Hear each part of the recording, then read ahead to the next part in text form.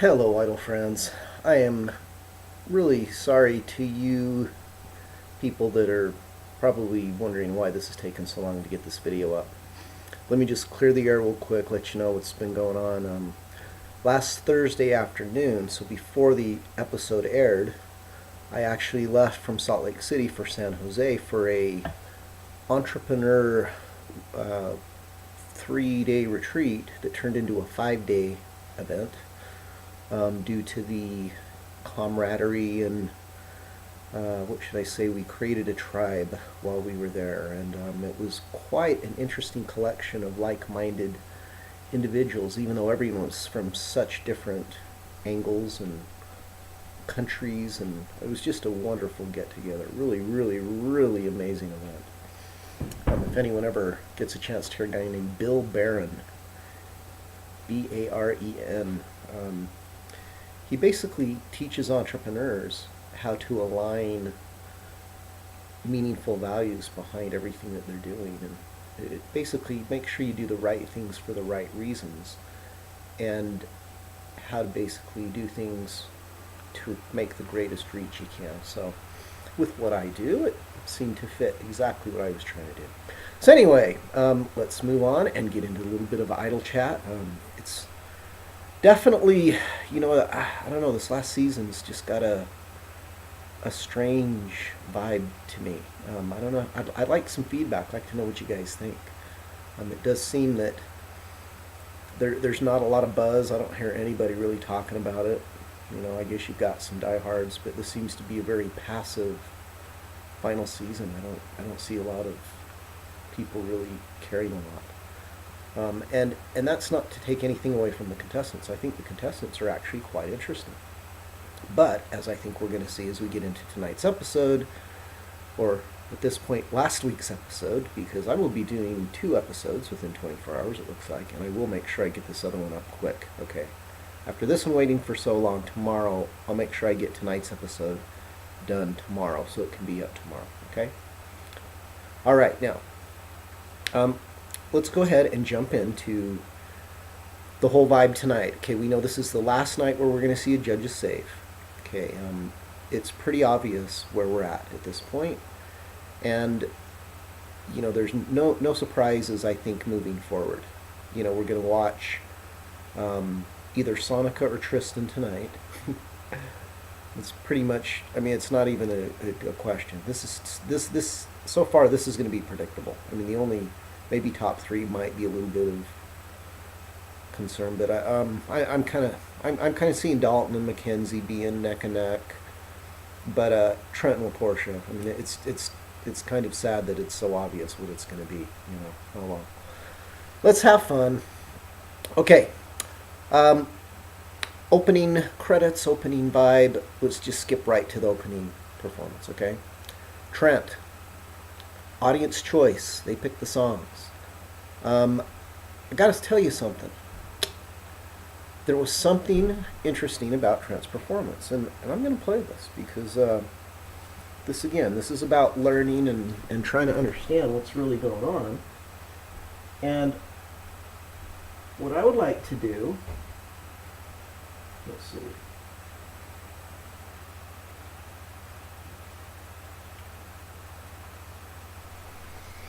I might have messed this up a little bit, but yeah, I got these out of sequence. Sorry, my bad. I'll fix this. Alright, here's bottom line. Okay, quick little experiment for you guys to do is pull up, okay, and rather than me do this online, I'm going to just tell you how to do it, or explain what you can do. If you can open up 2 windows, 2 tabs, that you can have 2 YouTubes running at the same time, and go ahead and open up Trent's opening performance of Counting Stars, and then open up a version of One Republic.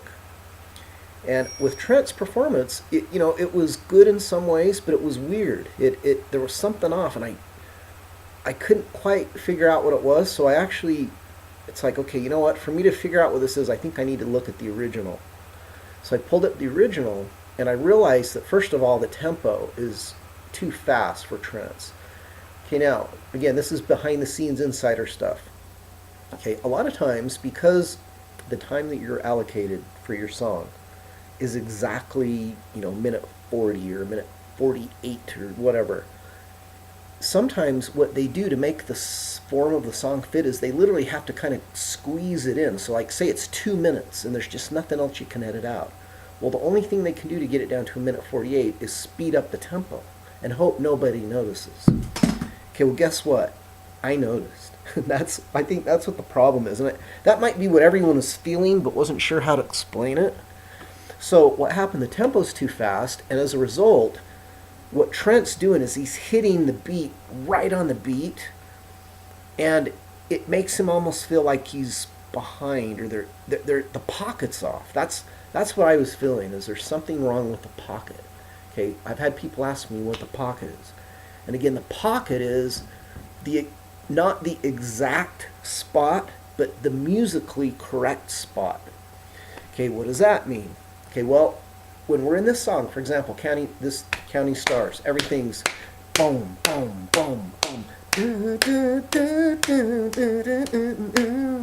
Okay, it's right on. It's a thumping beat, right? Once you get through that opening little intro. So if that's the vibe, okay, where do you aim? Because musically, usually you want to aim a little behind or a little in front to kind of either want to push, the pulse, or you want to pull. Now again, I wish there was an easier way to explain that, but some things lay back, some things drive. Okay, so when something's driving, you're kind of anticipating. When you're laid back, it's okay if you're a teeny bit behind, right? It depends on the feel. Okay, well, listen to how Ryan Tedder does it, and then in that other window, listen how Trent does it. And what you'll notice is where that boom is, that steady beat is, listen to where da, da, da, da, da, da, da, da, like a march. Trent's almost doing it like a march. Where he's hitting it right with the beat. Ryan Tedder it's like milliseconds, microseconds. I mean, it's almost imperceptible. But if you listen to how Ryan Tedder does it, you'll notice that he's a teeny bit pulling the beat. He's playing with it. There's a pocket. Ryan Tedder establishes a pocket. Whereas Trent, let's put it this way, Ryan feels like he's driving the tempo. Trent feels like he's just trying to keep up with the track. And he's trying to land where they're landing, but he's missing. His pocket isn't exact enough. And then that's why I think also it didn't feel right. And Trent's got a really good range, like where he can quickly go from a low note to a high note. He can cover the distance easily. He doesn't have to work at it to cover that distance like some singers. But the problem with that is, even though it allows him to go he's got good control over dynamics, the problem though is his feel. That is the element. If you look at all the different things that you're supposed to listen to understand what makes music work at world-class level, okay, this is a feel element. Ryan Tedder, you'll feel a better connection to the song. The tempo is different. The feel in the band on the TV, I think, was again too rigid. I think it wasn't helping Trent find the pocket or groove. And I think it was just fast enough that it took out that cool little vibey thing that you feel in the Ryan Tedder thing. Okay, so with that being said, we know that the judges were, mixed emotions. They weren't as impressed as I'm sure some people might have been. But again, what I like is Trent's honest responses about, I don't know what I'm doing half the time. And, I think he's really got a genuine likability element about him, but he is intense. He's fierce. He wants to, he's competing. So I like my predictions here that Laporsha and Trent are going to go down to the wire. So with that being said, let's move forward. Okay, little Dalton action here. All I can say is I'm not feeling this at all. I hate to say it. We got to give Dalton some credit. He does have really good stage presence. I see him fronting a band, but as a solo performer, he just doesn't, he's not able to get enough contrast in the dynamics and intensity. Plus, he's letting go of notes too early, which we're going to bring up again with Mackenzie. Certain moments require you to sing through the note, and Dalton's just not getting there. So intensity-wise, the moment requires an 8 or 9. It's pretty intense. He's at about a 5, and he's trying to get there, but it's like he's pushing, but his instrument, which in this case is his voice, it's breaking when he's pushing against it. So to hold everything in, he's very limited in the effects that he's putting into his voice, and that includes vibrato, it includes grit and edge. It's kind of the same thing, and what he tries to do is just the emotion. And like I say, Dalton's doing the best he can with what he's got, but I think he's got more. We saw him do better last week or the week before when he was hitting those glory notes at the end. I mean, he actually hit them, and he held them correctly. To me, that's what was missing tonight. He needed to be more David Cook tonight.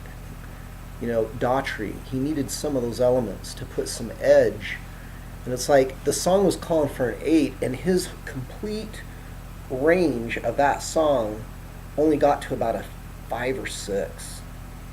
And the skill set was real mediocre. So, not to mention the fact that the melody just really doesn't go anywhere. So, America doesn't understand these things. We understand you're just trying to pick songs that you think fit. But I will, say that these arrangements it just wasn't a very flattering arrangement. And I don't think Trent or Dalton have really shown American Idol winner final season level worthiness. So, I see Dalton going after Sonika and Tristan, most likely. I mean, it could be him and Mackenzie, like I say, but I think Dalton may go before Mackenzie. Well, better not speak too soon. But I think that's the next battle we will see. They're in pairs. Sonika, Tristan. Yeah. Dalton, Mackenzie, Trent, Laporsha. Okay.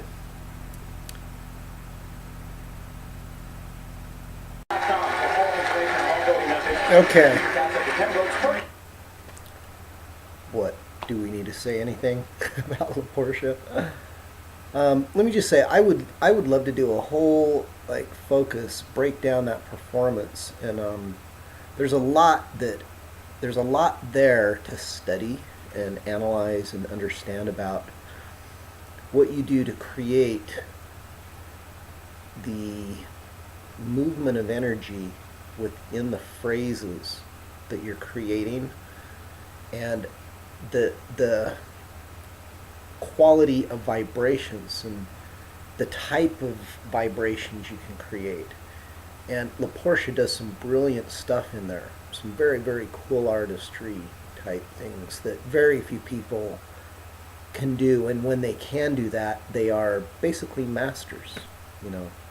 If you look at the ultimate pursuit for anyone that is pursuing music, we're trying to shift people from thinking of themselves as singers. We want to have everyone look at themselves as being instruments. We're all instruments. If you think about it, the instrument that we play is just the final basically, I'm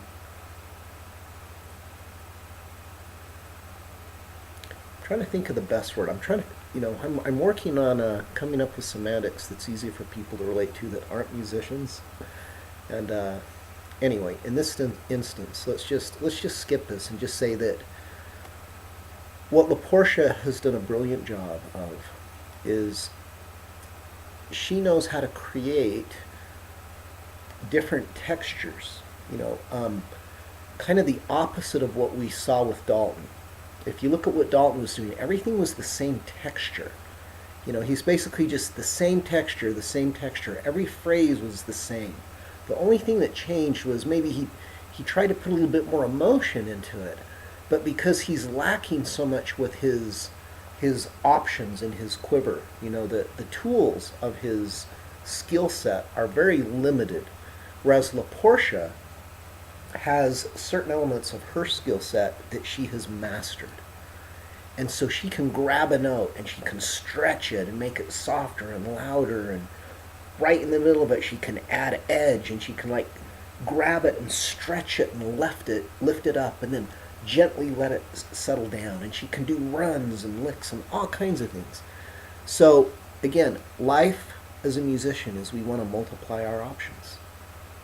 We want to be able to have all kinds of cool choices when we're creating these musical moments. And so, you know, you hear Laporsha here, and now, okay, I'm going to be very, very, like, completely cold-blooded here for just a minute, okay? Because I'm actually going to point out something that I think could help Laporsha.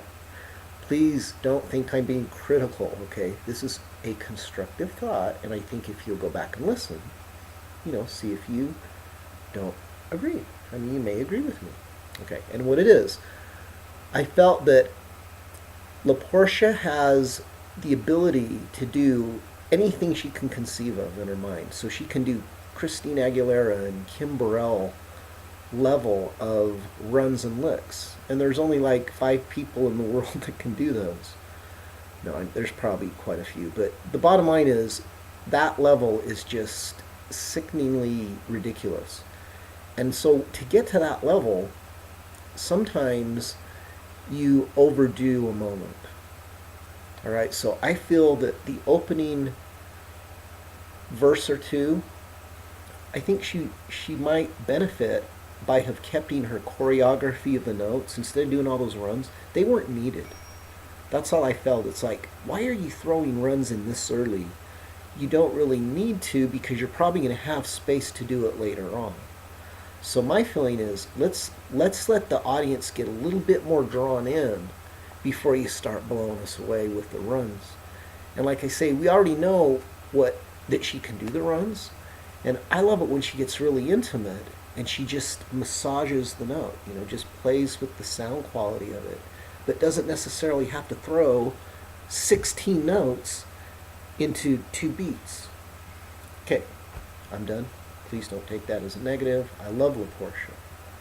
And let me just say that once we got through those first couple verses, the rest of the flow was fantastic. And when she really, in about the middle and part of that song, oh my gosh, she just totally connected. And that's when, you know, everything, when I think got emotional, it was very moving. And she, again, we see why she's the best. And if she doesn't win, there's something wrong with America. Now, I think she is absolutely marketable.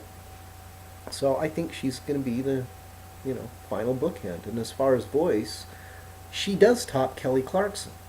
Sorry. As great as Kelly is, you know, I mean, and don't get me wrong, I shouldn't even, tell you what, scratch that comment. You know, that's not even fair, because Kelly, I would put Kelly as one of my 5 favorite female vocalists, period. I think she's absolutely a true musician, a true artist.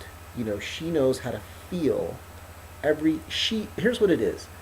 Sometimes she throws in fluff, filler notes, but usually she really feels everything that she says.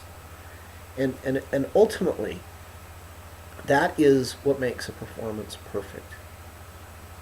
When everything you feel, everything you say musically is something that's a feeling from you. It's easy, believe it or not. Professional musicians at times can coast. Yeah, they can just turn on that autopilot. They've done it a million times, and they can shut down the emotion and still pretend they can act it. But to the discerning fan and music listener, they'll feel the difference. Okay, so Laporsha's feelings were so genuine in that. That's what really matters. You know, I think her ability to feel the music and then paint the textures, all the things she can do, you know, nobody's in her league. And as we're seeing tonight, we're separating the real pros from the still kind of amateurs. Well, very amateurs. I mean, most of the kids this season that were really good, I don't know what this producers were thinking. I think they really blew it. Not sure what they were thinking. But yeah, a lot of weak people. The signs were there early, but the producers' ears aren't as good as certain people. Sorry, hate to say it. All right. Let's get down to the bottom three. Okay, we'll look at Mackenzie. You see what we're basically dealing with. I'm out of your shell. We're seeing a continuous revelation of his weaknesses when he sings these up-tempo tunes that require more energy and to him actually hold out the notes. When you're doing ballads, his style fits, but this is exactly what I was afraid of, even though I still felt his creativity and his musicianship would allow him to figure some of this stuff out. I'm surprised that he hasn't improved in this area. Let's just put it that way. He's spending way too many of the same stylistic choices in areas that need way more support for the moments. And it's like he's running out of air all the time.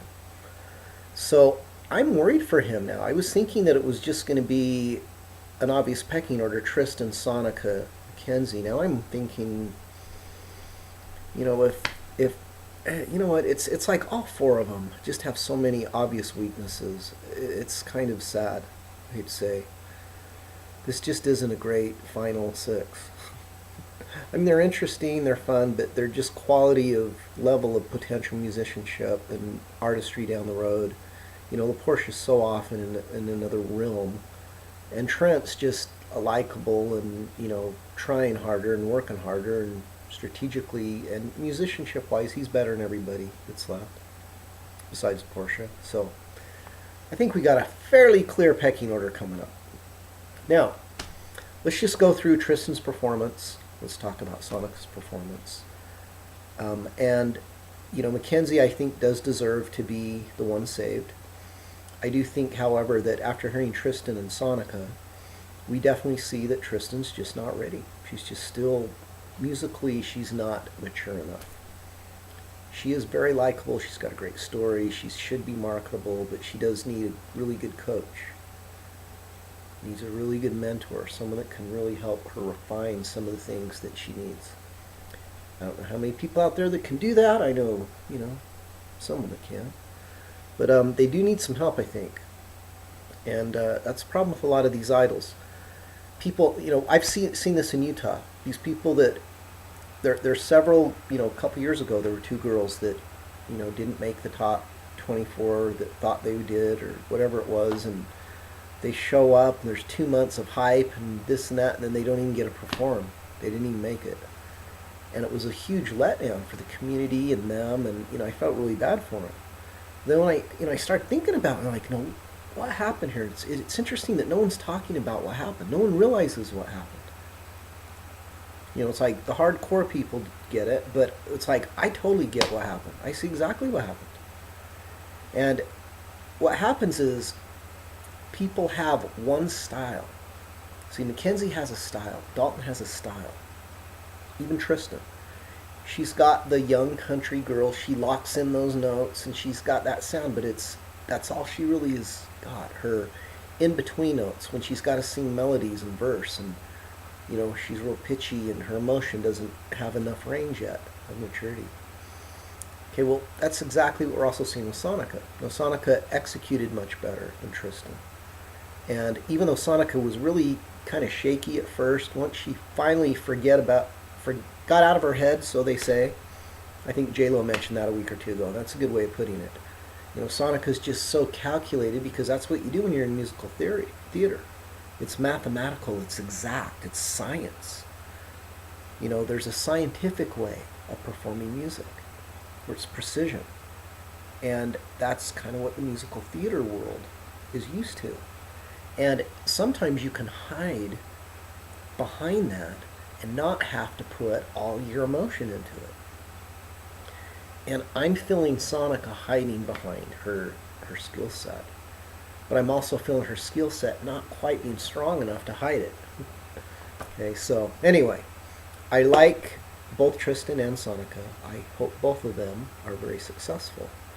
But more importantly, that they can figure out how to connect some of these little things that they're having struggles with, because that will raise their confidence level, and it will just create a greater warmth and a greater energy as they're delivering their music. And that's really what this is all about. We want to get rid of all the things that are in the way. We want to remove the barriers that are keeping the music inside us. You know, if you think about it, the music wants to get out. You know, it's like this tidal wave, and it's pushing up against all these barriers, these dams. And it's like it's trying to figure out a way to get through. And so it's up to us to be those vessels and vehicles and figure out how to get it out. Okay. So much for my strange analogies. Thank you. Okay, so let's move right on. We'll just cut through the chase. Okay, we know what happens here. Sonika gets through. Tristan's gone. You know, I think the show is happy with Tristan being on it. And yeah, she had a lot of great moments and a great story.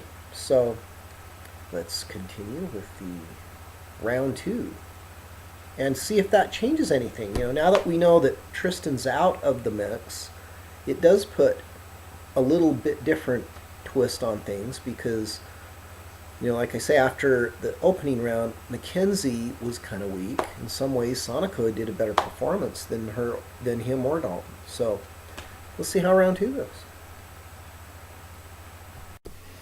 All right. So Dalton sings Sounds of Silence. And we see exactly the same thing we saw with the last song, which is, you know, and da da da da da dun dun dun dun dun dun dun dun dun dun dun. You know, instead of dun dun dun dun dun dun dun dun dun dun. I mean, and I'm not, you know, please forgive me when I do that, but hopefully you get what I'm trying to get across. I'm not trying to act like I can sing. Please, no one ever believe that I think I can sing. I do not sing, okay? I play trumpet. That's how I best communicate who I am musically. Just make sure. Disclaimer, disclaimer. Okay. What I'm trying to get at is, it's kind of like this. It's like wind in a sail. It's like you've got to get the right angle so that when you blow the air, it grabs something. That's what Laporsha does. Okay. Listen to Dalton phrase, and then go listen to Laporsha. And it's like Laporsha knows how to get the air underneath the moment and lift it, and then while it's fluttering, she knows how to add, like, blow on it to make a ripple. You know, kind of like a sail in the wind. You know how first it'll just grab hold, and then it'll get an angle where it ripples a little bit, and you know, you can stretch it, and it can take you for a while, and then you let it go. It's that tension, release, ebb and flow. The wind hits us, it releases. The emotional ebb and flow. That's what this is all about, everybody. It's how you control the vibrations of the music. Okay, so let's look at what Dalton does well. He looks good on stage, and he does put a lot of emotion into it. It's just, he needs to learn how to stretch those moments out.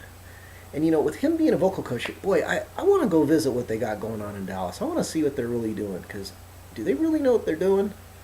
Because if he worked with Sapiens, this just seems like such an, you know, again, I don't know. You know, technically I wasn't raised as a vocal coach. I've seen so many years of it now. I'm seeing all the things that are missing in traditional vocal coaching.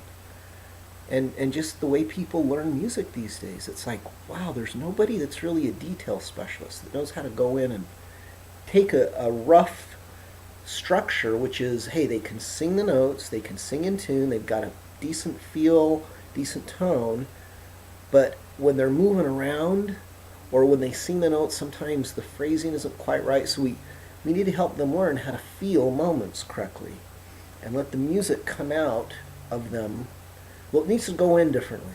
Like I say, that's the problem.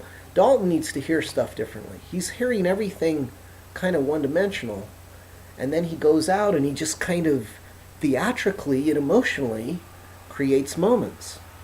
And that's fine for a while, but I don't know, I'm looking for a lot more than that. It just isn't really fulfilling me musically at all. You know, it's entertaining, I guess, but it's still, this isn't pro level. This isn't something that I can see being a legitimate long-term artist yet. There needs to be more depth, more substance. First of all, that is an amazing song. I mean, it's just, I found myself spellbound by... All right, hey, I thought Trent's performance tonight embodies some of the things that I've been talking about earlier, as far as he's kind of like in between Laporsha and Mackenzie and Dalton, as far as what his ability to control what he's doing with his notes, and to be able to like stretch them out and add different textures and, you know, just different nuances. You know, it's all about phrasing and creating an energy and emotion and vibration and, you know, trying to make it interesting and engaging so that we want to know what's coming next. But Trent does a much better job. You know, he's definitely between Laporsha and Mackenzie and Dalton, for example. And Sonika doesn't quite understand, you know, her depth isn't there. She gets it kind of in the ballads, but again, her overall musicianship, I think, is what I'm talking about. Trent has a lot more musicianship. And he's got experience singing story songs. You know, the country, I think, has really helped him. And so this song, I think, fits him really well. Okay, so let's look at some of the stuff we're talking about.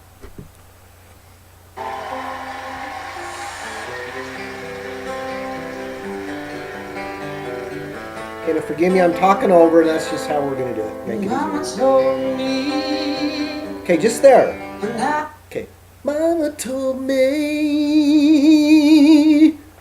You know, hear how he like really leans into it and stretches it out. That's exactly what Dalton and Mackenzie do not do. Okay? So there's an example. If you're not sure sometimes when I'm saying stuff, I realize that it may still not be clear until you have like an actual audio and visual example. Okay, so here's a good audio and visual example of what I'm talking about. Alright, so let's keep going. Same thing with that note.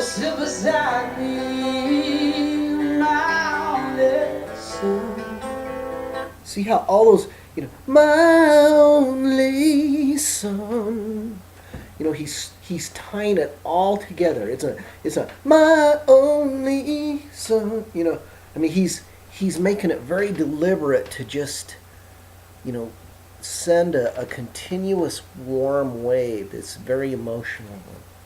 He's making sure we feel it. And to me, this is night and day from a Dalton and Mackenzie song that we've heard. Listen closely to what I say. Okay, now, can I give him... Here's another really important example. Okay, remember we've talked about the ability to make little adjustments quickly? Okay, remember Trent's vibrato? Listen how much better it sounds now. It's like correct. It sounds really good. There's nothing wrong with this vibrato right now. There's no goatiness to it, which is, again, I think everyone knows what that means. And if you don't, again, I hate to do this because I can think of people who I could just give you as examples, but then that's kind of rude, huh? Okay, I'll have to figure out a way to do that, but because there are some people, I don't want to hurt anyone's feelings. Okay, so if I mentioned a contestant from season 2 who's actually from Utah, Carmen Rasmussen. Okay, she's a sweetheart, beautiful girl, wonderful girl, but I could never figure out why Dean didn't fix her vibrato.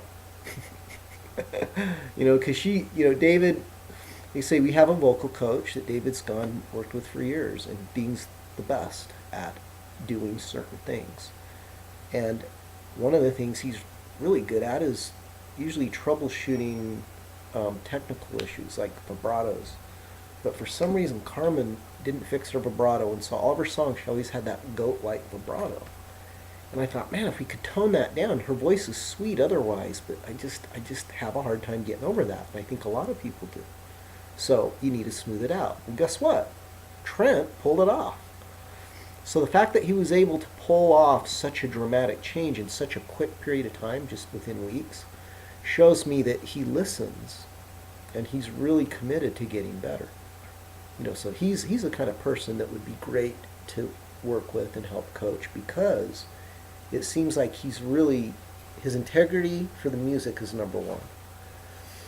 And he's willing to make those changes. He's trying to get to as deep a level as he can, and I can feel that from him. So I really like this song so far. I think he's doing a really good job. And if you do this, it'll help you some sunny day. And be a simple kind of man. Be something you love now to say. Okay, now, this is really nitpicky, but it is a pocket thing. He's not...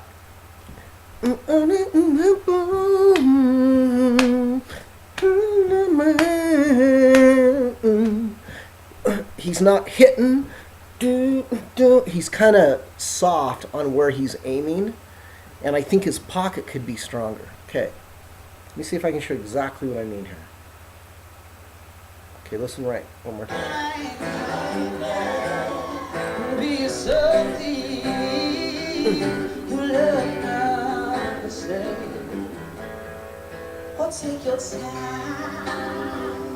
Don't live too fast. I don't think he's feeling the pulse hard enough.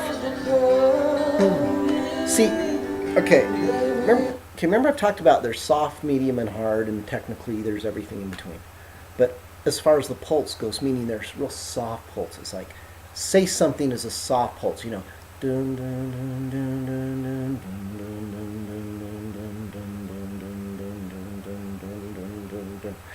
Whereas like a rap song,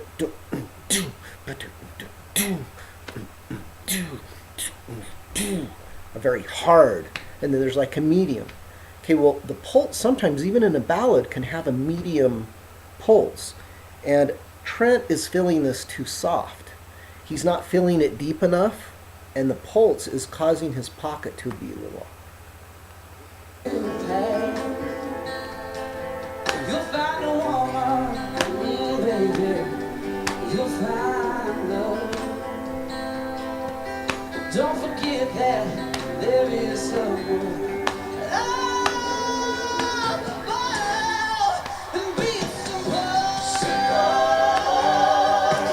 Okay, now, again, whether you like exactly how he approached that note, to me that was, it was okay, but I didn't like exactly his artistic choice of how he approached that big note. But what was nice is he did create a lot of dramatic contrast, a lot of intensity contrast, and that's what Trent's really doing a good job of.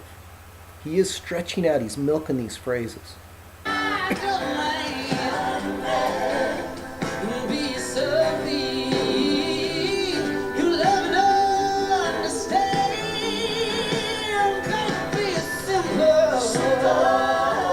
Okay, that was, okay, that's what you call laying back. Okay, see how he fit that. That was a nice little pocket, a little groovy thing, isn't it? Right here.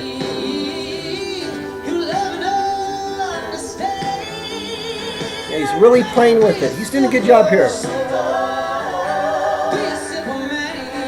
He's playing with the time.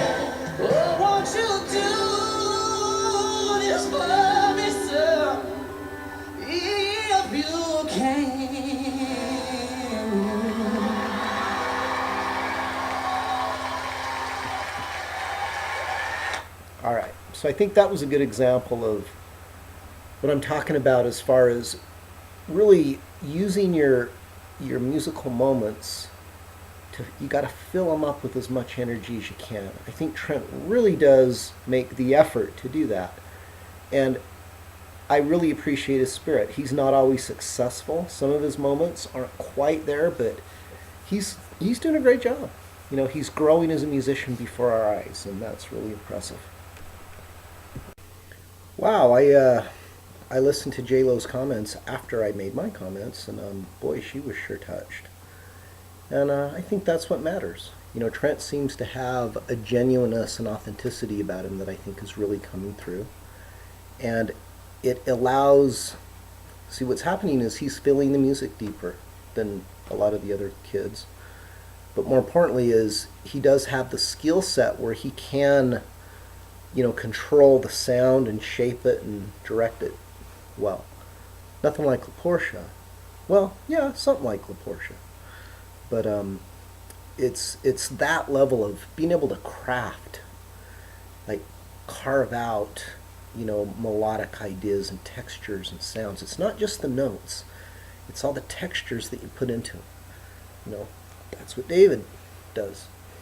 So that's what, you know, jazz musicians do. You know, I mean, we don't have words to use.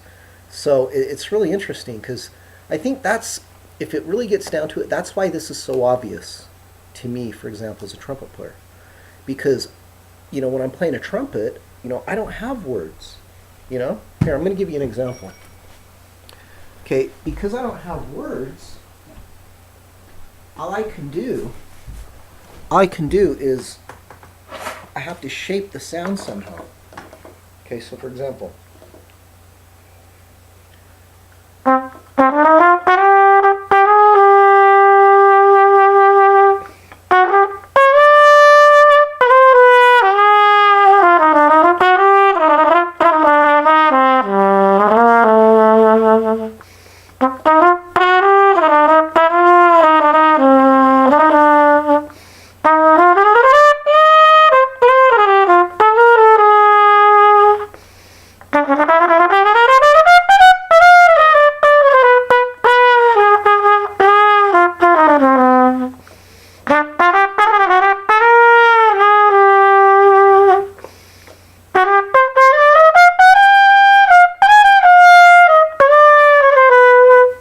okay, the idea I'm trying to give you is I don't have words. So the idea is you have to use textures. You have to do stuff. It's phrasing. It's stuff like that that enables you to send out emotion. So all I was trying to do, just so you know, I was sending out love. Okay.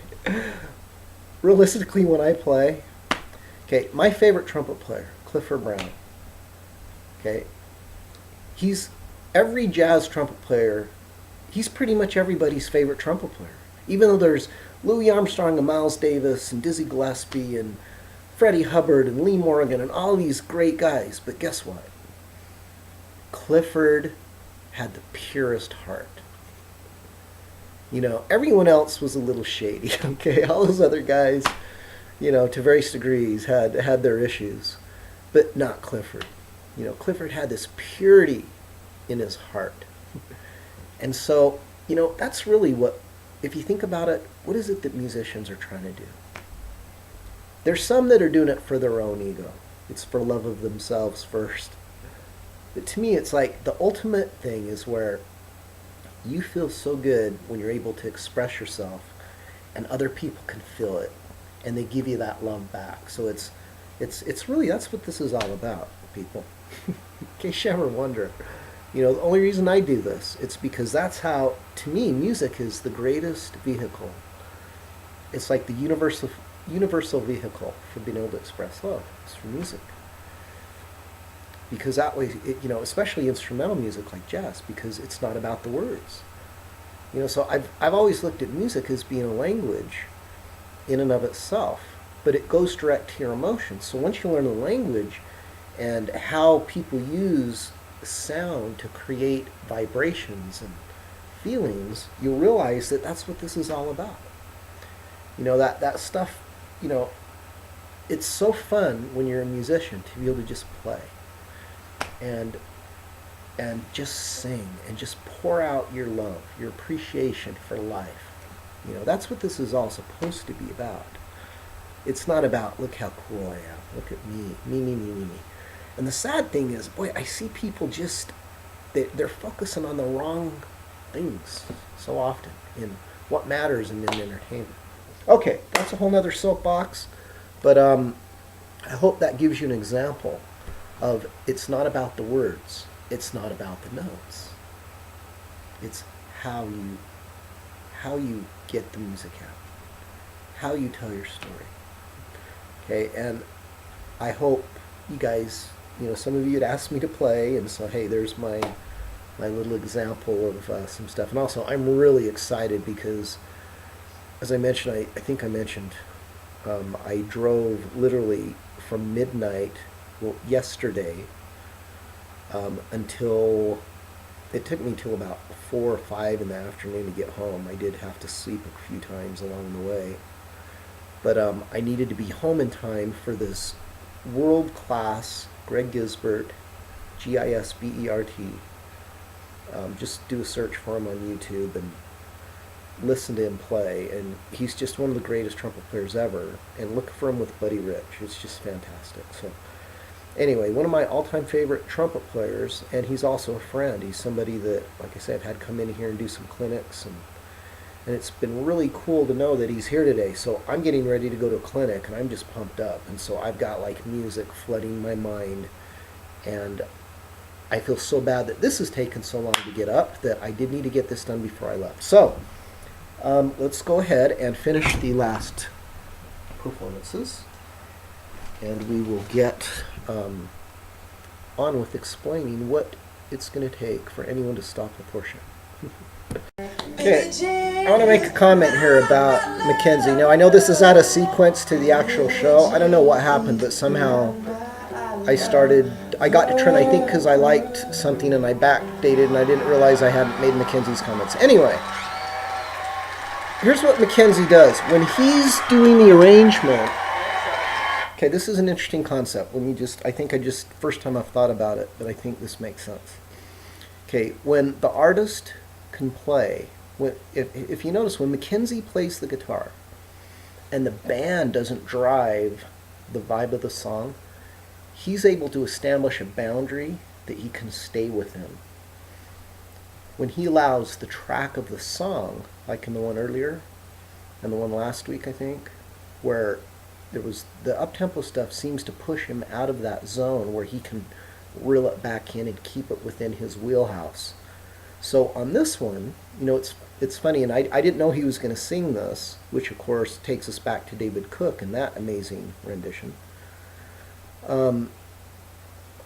What Mackenzie did is he did do what David Cook did, meaning he found a way that he could show what he does well using Billie Jean as a vehicle. And Mackenzie did a really good job, once again, of customizing it to his style so that he covered up a lot of his weaknesses. Now, he did still kind of scream some of those notes, and he really needs to develop a vibrato. He's limited in what he can do with a note. So just was trying to show you, like with that little trumpeter example, it's like I was trying to just show there's a lot of different things you can do with a note musically. And what it's about is making it interesting to listen to. I hope what I played was interesting. At the same time, when someone's holding a note, you need to do something with it. You can't just hold it and oh, ba-da-da, da-da-da, ba-da-da. You're already bored. I did it 4 times, exactly the same. And unfortunately, a lot of Dalton and Mackenzie notes sound like that. And so, you gotta mix it up, Learn from Trent, learn from Laporsha. Okay. Now, I do think Mackenzie's reeled it back in. Like I say, I think next week should be interesting. Sonika's probably going to be the one to go, but Dalton and Mackenzie are probably going to be, that's the bottom 3, and I could see it being Mackenzie and Sonika, the bottom 2, or Dalton and Sonika. And again, if any one of those 3 has some magical performance, which they didn't really have, of the 3, Sonika, well, I'll do Sonika in just a minute. I got to listen to her. And then Laporsha. I'll be back shortly. Okay. I've seen Sonika and Laporsha, so just what we expected. Sonika did do an okay job, but again, it wasn't great. She's probably going next week. I'm glad that she's growing and doing well and all that, but yeah, she's still in over her head. Laporsha, that was a beautiful package, by the way. Her intro was just phenomenal, and she put her heart into it, and I think everyone felt that. So again, another great job. She's fantastic, and not a lot you need to worry about. She's going to win. All right, with that being said, we'll listen to a couple more of these critiques and let people geek out on them. For those that don't want to have to go watch the whole thing again, I don't blame you. It takes a lot to overcome. It takes a lot of strength to overcome those things in your life, baby. I know. Everybody knows. We've all been through stuff like that. You know what I mean? And honestly, you're an inspiration. It was so beautiful, Yeah. and you put it in your music, and you don't overdo it. You do it right there in the pop the way you're supposed to. It's just, it was powerful. Thank you for that moment. All right. Let's just call it at this point. It's been another really long session. I apologize for my wordiness. Thank you for those that are patient enough to actually make it through. I know there's not many of you, but hey, again, you know I'm doing this. This is just fun. It's good practice. I'm learning how to say things better, how to explain things better, which will help my students. And so this is kind of like just a good way for me to get my thoughts out, and also it's just kind of fun. You know, last season, hey, maybe we'll do the voice soon. Anyway, thanks for all your support. Please ask questions. Please send comments. Talk to you soon. Bye.